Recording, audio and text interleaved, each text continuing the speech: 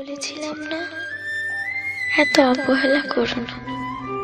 কখন হারিয়ে ফেলবে আমায় নিজেও জানতে পারবে না। অনেক অপেক্ষা করেছে তোমার, কিন্তু তোমার অবহেলা কমেনি। ভালো থেকো, ভয় নেই। সম্পর্কের দোহাই দেব না, কোনো জোরও করবো না। ইচ্ছে হলে SMS দিও, না হলে না দিও। তবে আগের মতো হয়তো আমাকে আর পাবে না।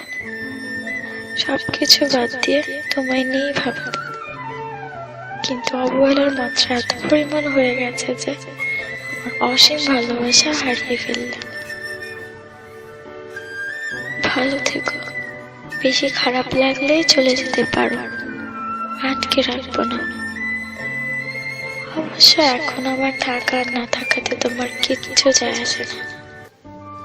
তবে মনে রেখো, আমার এই চেঞ্জের জন্য তুমিই দায়ী। একটা দিনে 24 ঘন্টা, তার মাঝে তুমি প্রতিদিন আমায় 4 ঘন্টাও যদি সময় দিতে, আমার কষ্ট লাগতো না। আরে আমি তো 4 মিনিটেও খুশি থাকতাম, তাও তোমার কাছে ছিল না। ভালোবাসার মানুষটির কাছে সব থেকে ভালো লাগার মুহূর্ত কি জানো? যখন তার ভালোবাসার মানুষটি তার সাথে থাকে, কিংবা তাকে দূর থেকেও একটু সময় দেয়। আমি হয়তো নিজেকে অনেকটা পরিবর্তন করেছিলাম শুধু তোমার ভালোবাসার দিকে তাকিয়ে, কিন্তু সেই ভালোবাসা যে এত তাড়াতাড়ি কমে যাবে বুঝতে পারিনি। ঘন্টার পর ঘন্টা SMS কিংবা কল দিতে বলি না, সপ্তাহে কিংবা মাসে একবার দেখাও করতে চাই না। শুধু চাই যখন তোমায় মনে পড়বে বুঝতে পারবো তুমি আছো।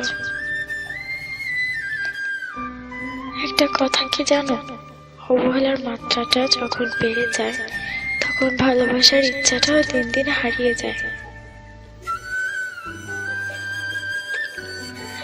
আমিও নিজেকে গুটিয়ে নিয়েছি, চিন্তা করে ফেলেছি তুমি দূরে থাকতে চাও।